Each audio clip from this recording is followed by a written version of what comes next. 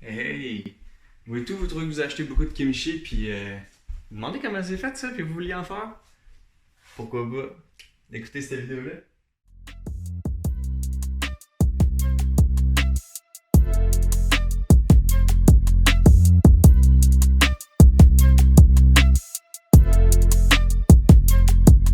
Hey! Bon, rebonjour dans la cuisine. Aujourd'hui, on se voit pour faire du kimchi. Yes, il y a beaucoup de gens ce temps-ci qui se demandent ce que c'est le kimchi. Puis comment qu'on fait ça? Parce qu'à l'épicerie, ils vendent des tout petits plats, puis ben c'est addictif tout ça. Puis les choux de ce temps-ci, c'est la saison, fait que c'est pas cher. Fait que on va faire ça ensemble aujourd'hui.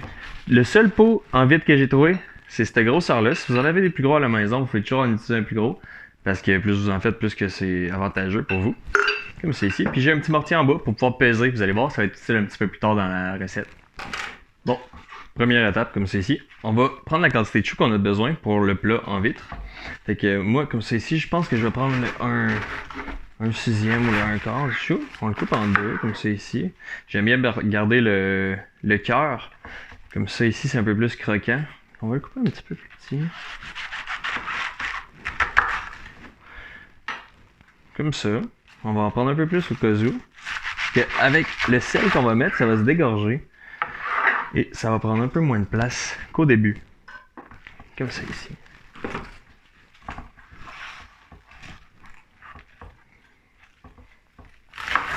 Comme ça. Puis là, ici, on va aller mettre beaucoup de sel. Puis c'est pas grave. La quantité de sel que vous allez mettre vraiment au début, c'est bien d'en mettre plus que pas assez parce que vous allez voir, on va le rincer. Puis c'est vraiment pour aller enlever l'eau du chou, là. Parce que comme ça va être un légume un peu plus croquant. Ça va se conserver plus longtemps. Puis dans la fermentation que vous allez faire, les bactéries, il va seulement en avoir une seule qui va pouvoir rentrer à cause du sel. C'est la Lactobacillus. C'est une petite bactérie spontanée qui est là dans l'air, puis qui est super bonne pour votre digestion. Bon. Fait que là, ici, maintenant qu'on a mis notre sel sur le chou, on a mis quand même une belle quantité. On voit déjà qu'il se ramollit assez vite. On va le laisser tranquille 15-30 minutes à peu près. 30 minutes, ça serait l'idéal. Mettre ça de côté. Puis pendant ce temps-là, on va préparer la sauce. Fait que pour préparer la sauce, c'est ici. On va aller mettre ça, les d'ail à l'intérieur du robot ici. Ensuite, on va s'occuper de gingembre. Ici. Et ensuite, autour de l'oignon.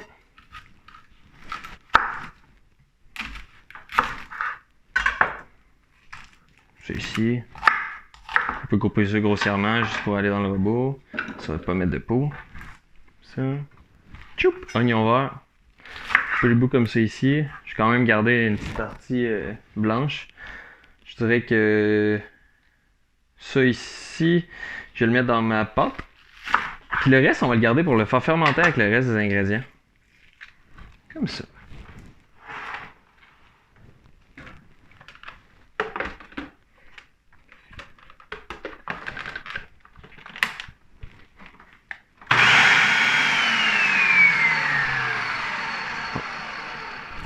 Une fois que ça c'est fait ici, on va prendre notre mélange. On va aller rajouter le piment Gucciagano. Moi ici, j'ai choisi de prendre 3/4 de tasse parce que j'aime quand même beaucoup la nourriture épicée. Et ce piment-là aussi. Comme ça. Vous pouvez toujours le faire dans un bol, cette étape-là, mais ça peut engourdir un peu vos mains à cause du piquant, donner une petite sensation de brûlure.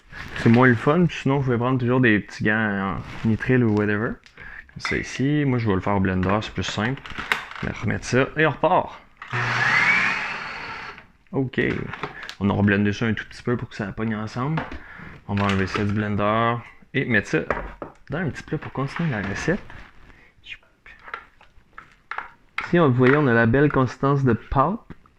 Comme un peu une pâte de tomate, mais là, c'est une pâte de piment et d'oignon et d'ail savoureuse. Alors, vous voyez, on a obtenu ça ici en sortant du blender. C'est quand même assez consistant. Fait qu'on va aller diluer ça avec de l'eau un peu de source, comme ça ici. Bon, maintenant que notre sauce de chili coréen est prête, comme c'est ici, on va s'occuper de notre chou qui marinait tantôt. Ah, mais avant de passer à l'étape du chou, c'est bon, on va s'occuper des petits légumes qui vont aller avec. Moi ici, j'ai 3 petites carottes, Ça, parce que je voulais pas en mettre plus que ça. J'aime comme ça le petit croquant des carottes, mais pas plus que ça. Puis du daikon, on va pas tout prendre nécessairement. On va prendre une belle partie. Est-ce que c'est un bon radis croquant, un bon légume dans le kimchi, là?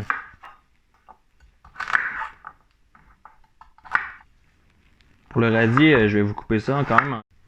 Pour le radis daikon, je vais vous couper ça en petites frites comme ça, des petites juliennes.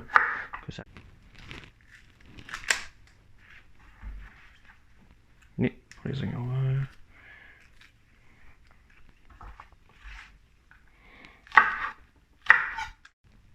Bon, pour la prochaine étape, ici, on va aller rincer le chou napa. Maintenant qu'il a perdu pas mal la moitié de son volume, on va l'enlever toute l'eau, rincer ça, tordre ça.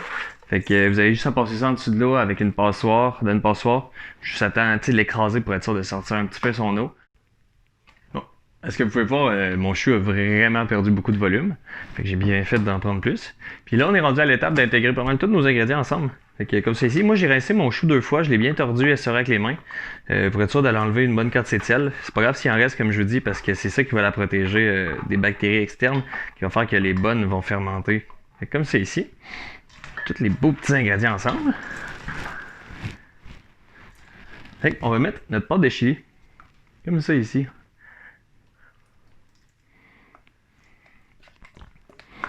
Donc ça a l'air bien ça. Bon. Pour cette étape-là, ça va être important d'aller mettre ça dans le pot maçon. Puis, il est bien lavé, comme ceci au savon. Je l'ai rincé comme il faut pour pas qu'il reste des résidus, bien sûr. On va aller mettre ça à l'intérieur. Vous pouvez utiliser ce qui vous plaît pour mettre ça à l'intérieur. Moi, j'ai pas vraiment de technique, on dirait. On va savoir après là.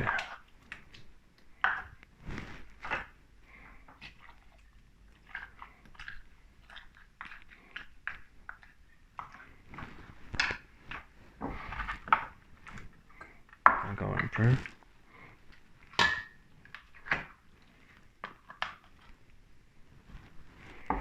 OK. Fait que là, vous voyez, comme c'est ici, je vais aller rincer mon plat pour être sûr qu'il ne soit pas autant sale que ça durant les jours de fermentation. Puis je vous montre la suite dans 2 petites secondes. Bon, une fois qu'on a nettoyé notre pot maçon comme ça ici, vous voyez, tout propre, pour être sûr qu'il n'y ait pas trop de résidus comme ça ici autour, j'ai nettoyé ça avec un essuie-tout. C'est tout le temps plus efficace, je trouve, plus propre. Ça ici.